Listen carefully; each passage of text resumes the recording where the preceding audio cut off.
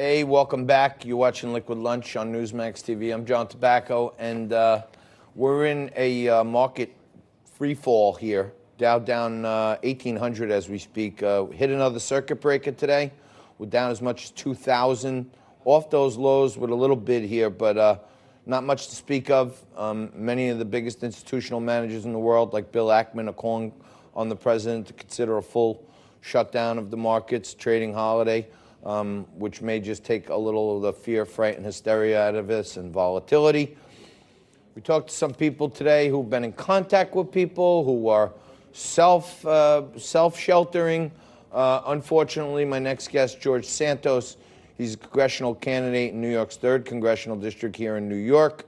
And George, thanks for joining us. He's been diagnosed positively as having the coronavirus. Thank you. Thank you for having me, John. I appreciate that. So, George, take us through it. Were you asymptomatic? Did you feel something? Give us the story.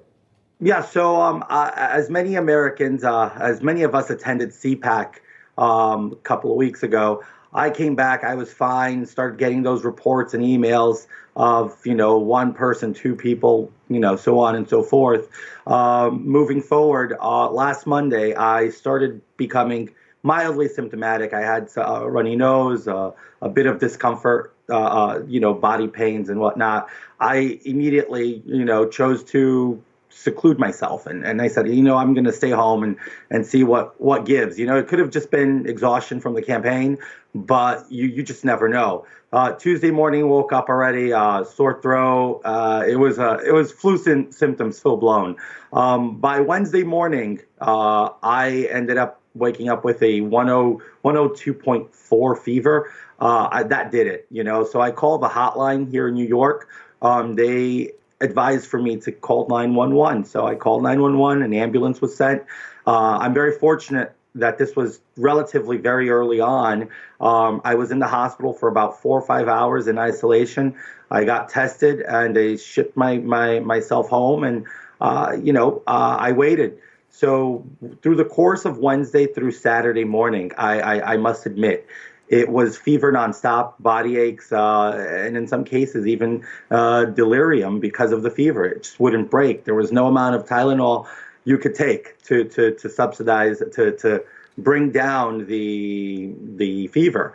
By Saturday morning, I started to slightly improve. Here we are. I'm much better now, but I was diagnosed on that Saturday morning as being positive for COVID-19, and which leads me to believe my initial source of contact was CPAC.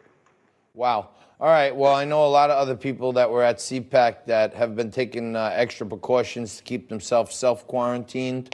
It's really unfortunate how this came upon you, man. And I don't know. We were just talking earlier about the Democratic Party still holding these primaries.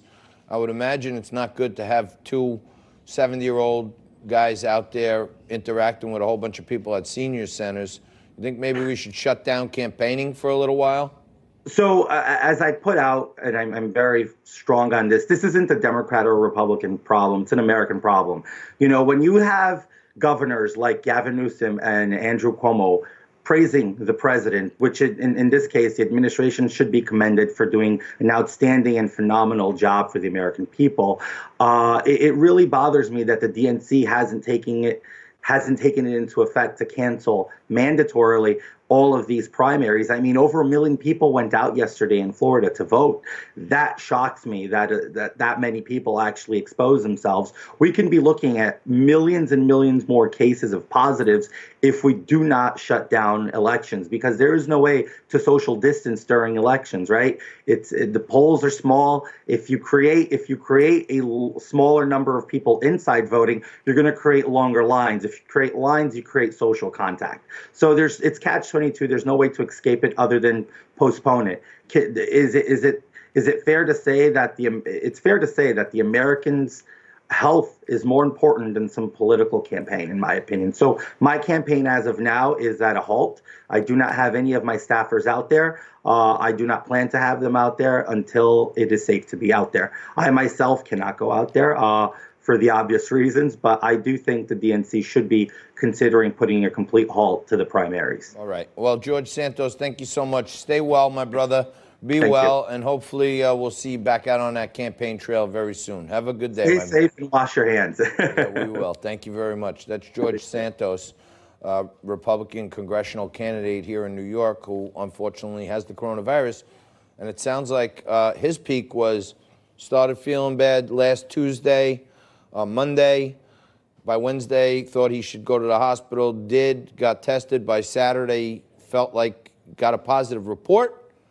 And by today, he's saying he's feeling markedly better. So maybe, once you got it, it passes you in a week if you're, of the right age and kind of healthy. So let's hope that trend continues.